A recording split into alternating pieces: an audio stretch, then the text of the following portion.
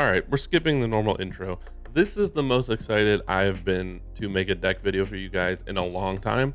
Elsa Surfer has blown me away in the last, I think it's been like 12 hours since Elsa's been out. This was the deck that I was most excited to run, and I was not wrong. The reason why this deck is so much better than the original Surfer isn't that like its ceiling is higher. You're still looking to Forge, into Brood, into Absorbing Man, drops here on 5, Storm, or not Storm, sorry, Silver Surfer, and then 2 other 3 drops on 6. That's still your main goal. So the ceiling isn't much higher.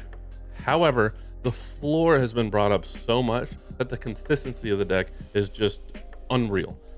If you don't have Forge, you can drop Elsa on 2, and then just go about your normal thing. You can play Brood, you can play Absorbing Man, you're gonna fill some lanes. If you don't have any of those, you can Storm and then Juggernaut into a lane and try to win the last one. But the amount of power that you can put out on turn 6 with Elsa out and with Silver Surfer, it's just nuts.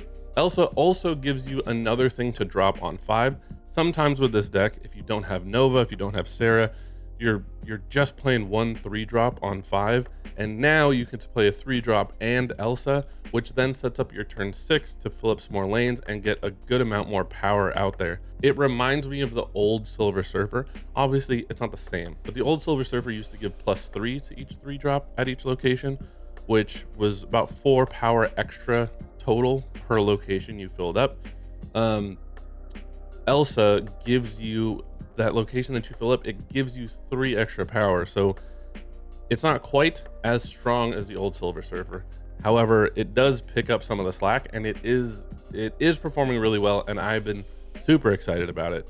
So I wanted to bring this deck to you guys. I'm gonna have some gameplay right after this. If you want, you can swap out some of these 3-drops depending on what you're seeing. I really like Killmonger because I'm seeing a lot of Elsa players that are dropping a lot of 1-drops, so Killmonger deals with a lot of boards. So I've been having success there. Spider-Man's been okay. Spider-Man, you could play in a lane that you fill up and it gets the buff, it moves out the way, and you can fill up the lane again, so it's actually pretty good. I'm trying to think of what you can swap out. You can swap out the Storm Juggernaut combo if you want to run things like Shadow King, or like Cosmo, depending on what you're running. Those are kind of your 2 play spots, I think. Polaris as well, you can swap that out. Everything else is pretty set. I wouldn't change anything other than Storm, Juggernaut, and Polaris. It's just been a fantastic deck. Please go give it a try. I'll have some gameplay right now. I haven't filmed it yet. I should have filmed the last few games that I played because they were pretty crazy. But hopefully these games are pretty good. I'm trying to bring more deck videos to you guys. So if you're not subscribed, consider subscribing. As usual, if you love all things Marvel Snap, make sure you like and subscribe, hit the bell. I'll see you in the next one. All right. Human Torch. I'm gonna assume this is a Phoenix Force deck. I don't think we've played a Phoenix Force deck yet. But I do think we're gonna play Elsa. We could go Elsa Forge on turn 4, which is pretty good. If he doesn't destroy this torch right now, I think we're gonna try to move it with Polaris next turn. Oh, it's just a move deck. Maybe not Phoenix Force then.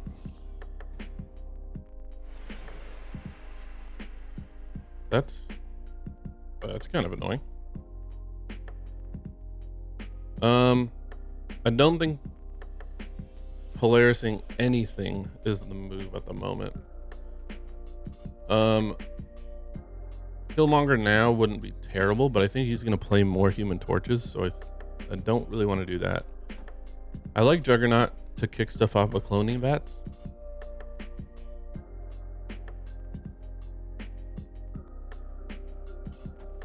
That way, not a whole lot of stuff is moving with Kraven.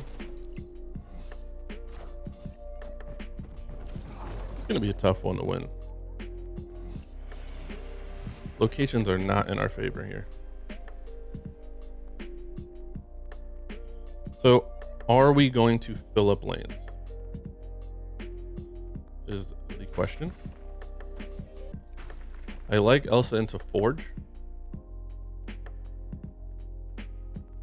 The other option is to Human Torch, to Killmonger the Human Torch away. That means less things are moving with Kraven. I don't think that's the move though. I think Elsa into Forge.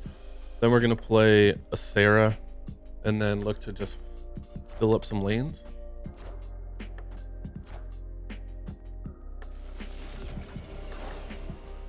I don't know why he didn't play Vulture middle.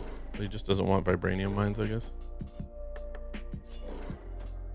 That is a big old Craven. This is why Shadow King could be a good option. I do like Sarah. I think Sarah left or right is going to be the move.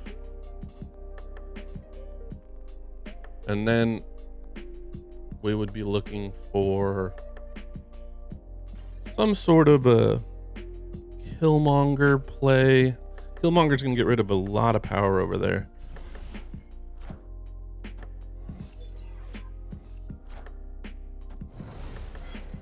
He snapped on us.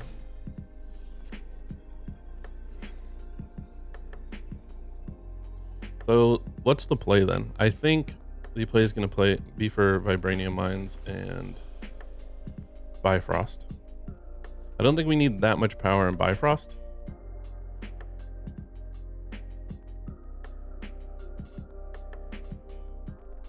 So I think going Killmonger and then Surfer into the Bifrost is probably the move.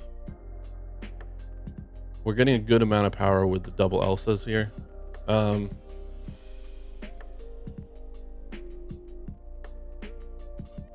Is it worth snapping though? I mean, I would like to go 8 cubes. I think we win this, but he might retreat. So I'm gonna wait and timer this out, and hopefully we get him to stay in. We have a lot of power to make up, so it's gonna be tough. Also, I think Killmonger Polaris into Surfer is probably the move. Kill stuff. Don't move things into Craven if we don't need to. Yeah, let's do this. Let's snap on him. See if he sticks around. Just a Heimdall. Not worried about it. What we expected.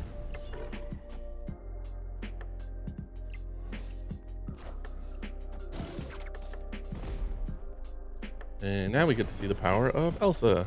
I mean, it's double Elsa, which is nuts, but...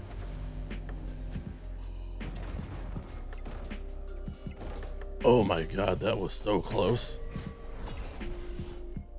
Oh, no it wasn't. That did make me a little nervous at first though. But look at how much power you get to dump on board. I know we have double Elsa, but I mean, you even take out 3 power from each location from the second Elsa. That's a lot dumping on board on the last turn. So super fun deck. Please give it a shot. Okay, so turn 1 Nova is the plan. Then we're looking to Elsa. If we can get Forge to play into Brood, that would be great.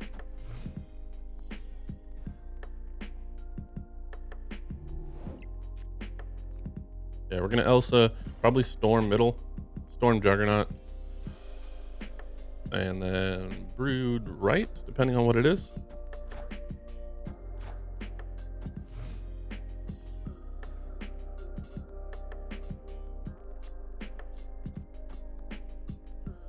I guess we don't want to Brood right. We also, Titan doesn't help us at all, so I think we go here. Next turn we're gonna Juggernaut the Juggernaut mid.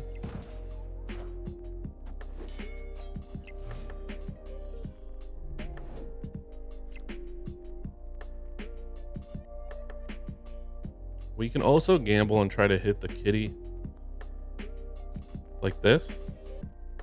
If we can hit the kitty and it bounces into Clintar, then it relieves some of our issues. Otherwise, we let him keep buffing the kitty and just go here. We can then Forge Brood next turn.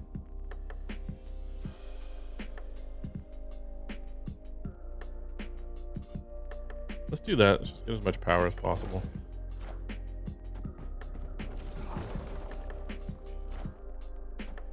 Forge into the kitty. Gotta beat a lot of power right if we're gonna do this. That's a good step to get there. We will need, oh, I think we do need a Killmonger. Although even Killmonger doesn't help us now.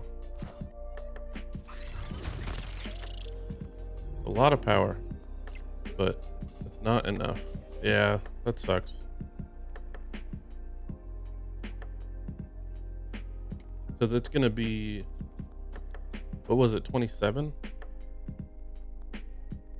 It's gonna play 27 plus 3. It's gonna be 30 power, and we can get to 18, 22. That gets us to 30 power even, but I don't think that's enough. I'm gonna play it out because I'm not 100% sure. But I don't think we win. I think we lose by like 1 in Clintar if he plays Kitty Taskmaster. Oh, although the Kitty doesn't get the buff. So Taskmaster might only be 27.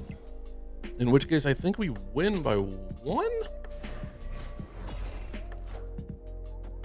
Oh, it's 25. That's crazy. We wouldn't, even if it did get the buff, I think we still lose.